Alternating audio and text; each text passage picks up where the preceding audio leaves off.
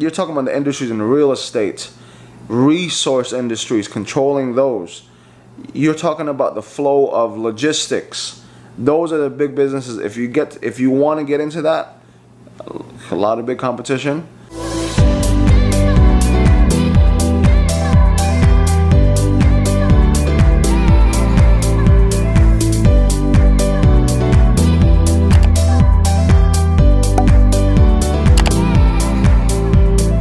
Good morning, everyone. This is Dumagetti Life, Gil Vergara. Nice to meet you. I'm ready to go to work. I hope you like my trapper hat. Saw a great video yesterday from a foreigner farming in the Philippines. I believe his name is Brian. Great channel. I wish I can do the things that he does, because he does more of the actual manual part, dealing with the employees or the people that help with the crops. Unfortunately, I don't do that. You know, I have people that do those things for me. This is in response to the video he made about doing business in the Philippines, like, you know, getting too big. I'm gonna offer a different perspective. Hopefully that helps you guys. This is like an indirect collab, because I believe I can offer a different perspective of can you go really big in the Philippines doing business. And of course you can, but just like he said, there's a lot of competition. There's a lot of competition. Well, that's business in general. Like, you try to get into business to try to not have too many competitors. But if it's a hot ticket, you're gonna have people that's gonna go against you.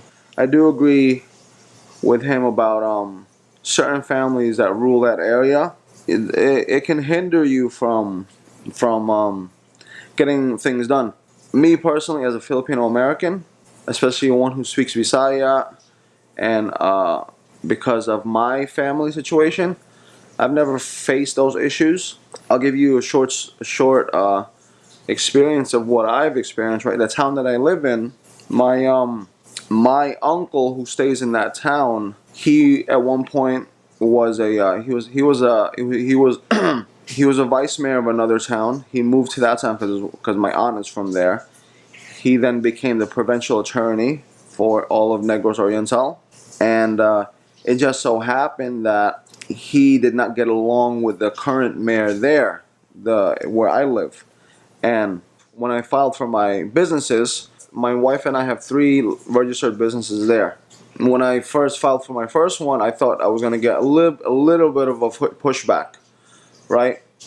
From the mayor and then the office, because of my surname, and I just went in there like, oh man, I'm gonna get really, like, whatever.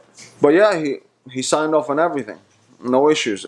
It's to the point where I can literally go up there and just talk to him, tell him about my issues, whatever, and then I'll handle it. Ruby's family's in politics too, so, and they're in with the same party as the mayor, so I don't really face those issues. As a foreigner who doesn't know anybody, you might.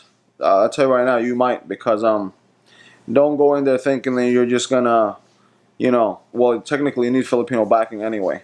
But I'll give you a short story within that story. When I first got married to my wife, you have to get the mayor's signature when you get married and stuff like that. When I went up there, the first thing he asked me, like, who are you to Attorney Vergara? I'm like, oh, I'm from New York. I grew up in New York. I don't really know my family here. And he's like, oh, okay. But I didn't know the backstory. Which that goes into a little bit of more of a rant into, like, the importance of your surname to a degree in the Philippines. It's especially the smaller the town. Surnames are surnames, Filipinos put so much weight behind those things, especially in a smaller town. Bigger town like Cebu, Manila, well, it's kind of basically the same. Like, even in America, you go to a certain town, you have a family who's done well. Everyone knows the family, right? They're like, oh, those are like the Johnsons. Those are the Rockefellers. Those are the Morgans. Those are the Carnegies. No amount of money can compete with powers that are there for so long. In Dumagetti alone, right? You have foreigners who've been ruling certain industries. Like, literally in Dumagetti, the resort industry is pretty much foreigner based. like all the dive sites, famous, really nice ones. I mean, the well-known ones, right? Dive bars. Foreigners tend to go into those businesses for some reason. Most of the resorts, you have Atlantis, Pura Vida, a lot, man, a lot. Most of them are foreigner owned.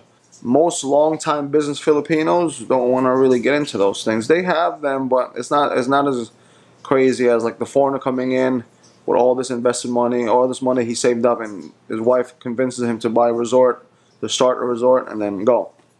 Or a bar, dive bars that are foreigner based. But this is me just offering you a different point of view.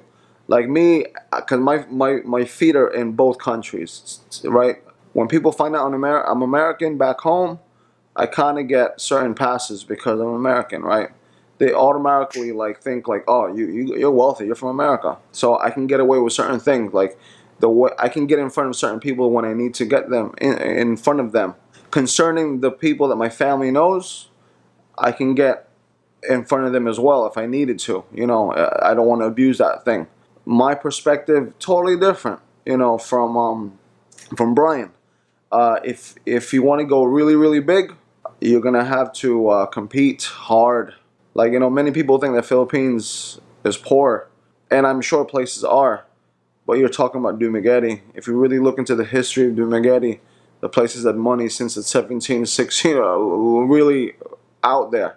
Cebu and Dumaguete, Cebu and I'm not Dumaguete. I'm talking about Negros Island and Cebu, some of the richest places in the Philippines. You're dealing with some of the oldest families there with money, right? Like I don't think I'm a real big threat to some of those people because I'm small time, man, compared to these guys. Some of my cousins and my relatives and then just people within that circle, I'm small time. If I had a construction company, I'm buying from them. This is me talking about big business, right? This big business, not like, if it's a sorry store, that's no issues. They won't even care about that stuff, man. I'm talking about gambling rings, cockfighting industries. Even the farming, like what I do for piggeries and stuff like that. That's garbage, man. That won't even scrape what they do. You're talking about the industries in real estate, resource industries, controlling those. You're talking about the flow of logistics. Those are the big businesses. If you want to get into that, a lot of big competition, and you better be prepared to work together with the big guys because you have to understand. Philippine business and politics, maybe in other countries as well, they go hand in hand, right? I've seen it up front how these, and it's very subtle. You know what I'm saying? It's very subtle. My family, when they hear that another person is trying to compete with them, it's nothing. It's just like okay, he's doing that business, good for him. I hope he does well. Because what's going to end up happening is they're just going to not pummel that economy of that business. They'll be like, okay, we'll just sit out. We'll see what we can do. If this guy gets any bigger, then we'll just compete. Like it is like that, that's what most of my family. They'll be like, okay, but then again, this is me coming from a family that's been invested into other things already. Like this is my point of view. There's a lot of money to go around. It's just that obviously, like Brian said, if someone opens a sorry store, person A, person B will open another sorry store within the same radius of customers. The problem is, just like Brian said, you're cutting up the pie. You're how many times can you break up a peso? Because you're selling the chicheria, you're selling little stuff. You're already marking it up a small amount outside of you having enough capital to demolish the competition because of variety. You have a sorry store. You carry exactly the same stuff.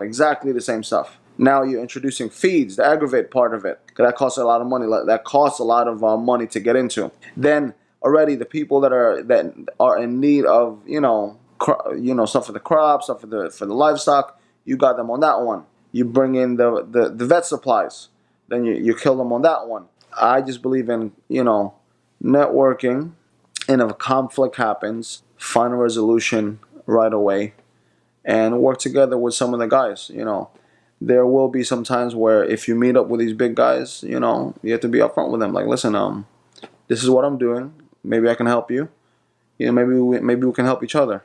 If that's their only form of income, you better be prepared to get pushback because, you know, it is what it is. But, you know, generally speaking, get to know the leading families in that business, or get to know the leading families in that industry. And like Brian said, do your homework. You got to. Do your homework. I like what he said about do your homework, and when you think you know everything, he said do more homework. That's basically what I did. Hey everyone, good evening. I finally got a haircut. Been waiting for weeks to get a haircut. You know, look clean again. Yeah, those are my thoughts on doing big business in the Philippines. I did think about something else to say. I just forgot. Yeah, basically the synopsis on that is, you know, like, business is business. Those things, I believe, like, the smaller the town, you might run into those issues. But at the same time, you have to realize, like, everybody from the barangay captain all the way to the mayor is getting a portion of your business if it's legal, because when they do the assessment and all that stuff, when they're releasing for funds, they statistically they go on the collections of the taxes when you do your processing and things like that, processing for business permits and things like that. So, you know, sometimes it's very beneficial for you to do good in business because the mayor gets a cutoff for that, you know. But I don't know about competing businesses because, you know, at the same time, it's like a 50-50 thing. Like, if you're in a small town and it's like a hierarchy of the people who have been ruling there for a while, it might be hard for you. But in a big town like Makati, Dumaguete, super hard. I mean, it's pretty fair, if anything. But there is a monopoly. I tell you right now, there is a monopoly as far as, you know, the people doing businesses there, because they have the lion's share of investments. It's a lot easier for them to start up and then, you know, push through because they have a lot of backing. So, you know, and it's fair to say that my family's in that mix. But yeah, those are my thoughts on that. I'm going to cut this up, hopefully make a good video out of it, and hopefully, more importantly, it helps some of you doing business in the Philippines, big or small. You guys take that with a grain of salt, whatever. That's just my opinion. Shout out to Brian and Foreigner Farming in the Philippines. That guy's it's a great channel, man. Look at that channel, dude. Amazing. You know, he's doing good stuff. Way more than me when it comes to farming. Take care. Have a blessed night or day wherever you are. I'll see you next video.